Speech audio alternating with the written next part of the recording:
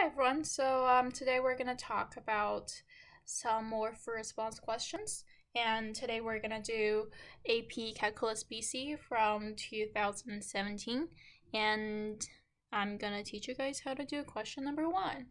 So question number one have four different little parts, and it's all dealing with like volumes and surface areas. And without further ado, let's look at part A.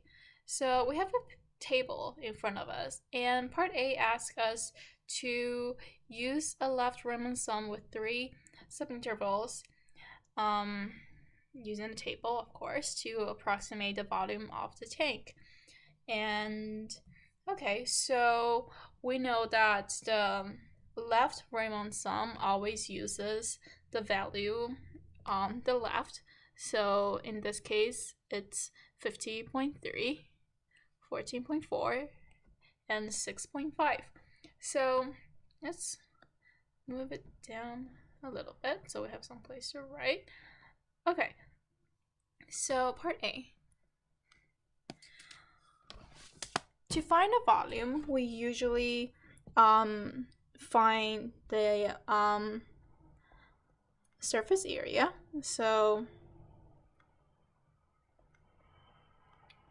times the height.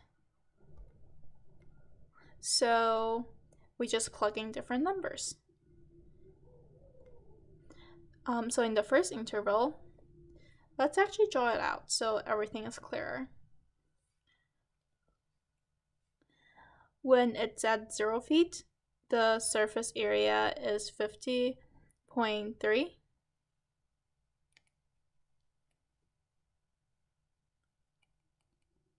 And then at 2 feet, it's 14.4.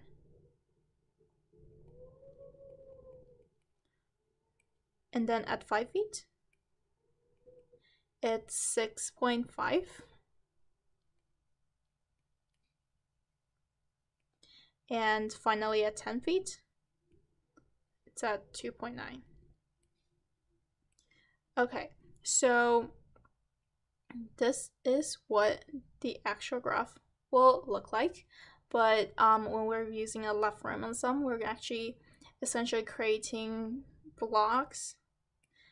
We choose the values on the left side, and we're creating blocks. And then we're calculating the amount that is represented in each box.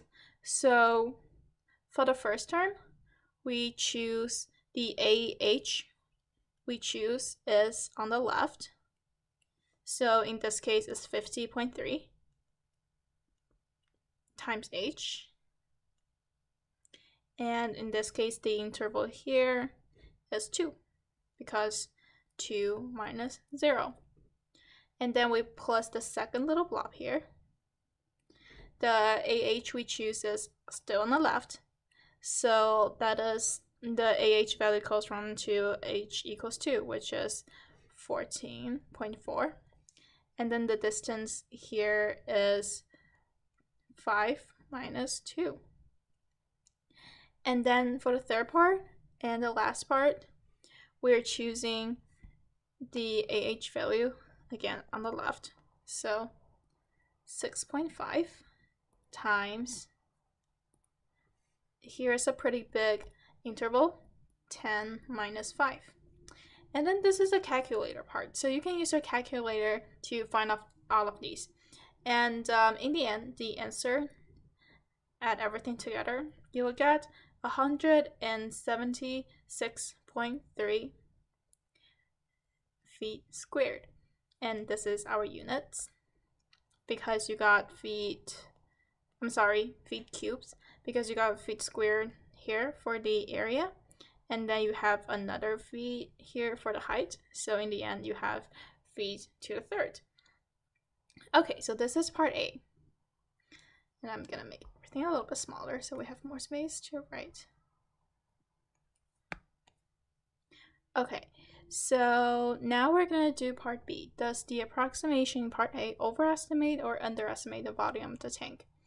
So if you remember every detail about Riemann sums, you will know that if a function is decreasing, then a left Riemann sum is always gonna overestimate the value. But if you don't really remember that, you can just look at our graph here again.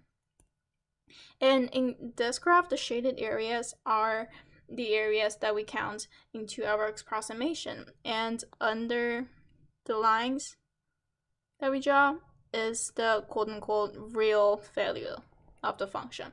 So you can see we have some part that exceeds the real functions, and these are the part which we overestimate. So first, we can say that our approximation in part A is a overestimation because AH is a decreasing function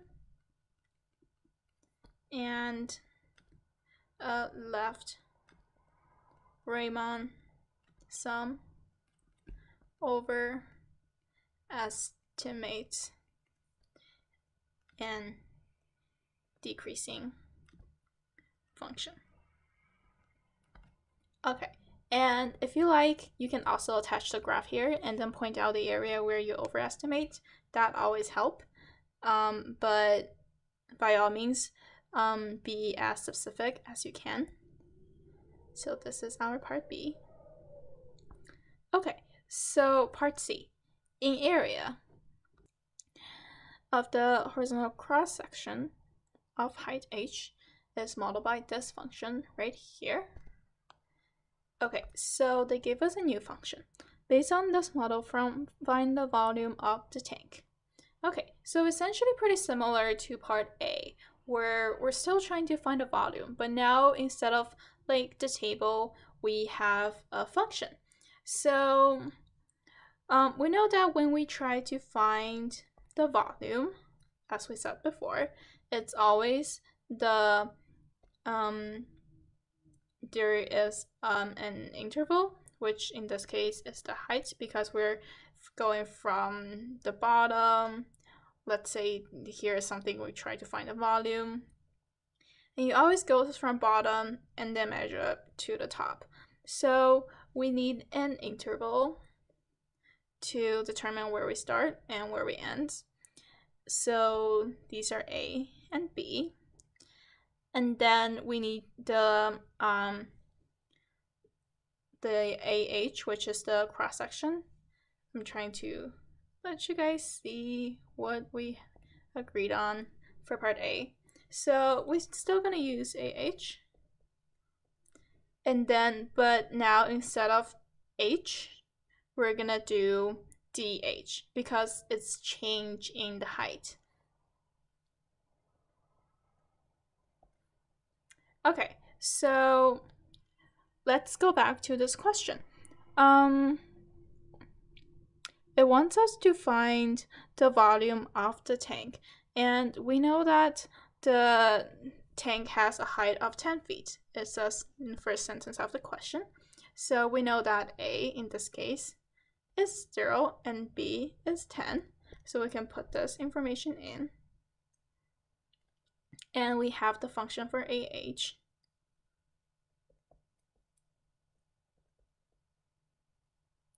And then DH.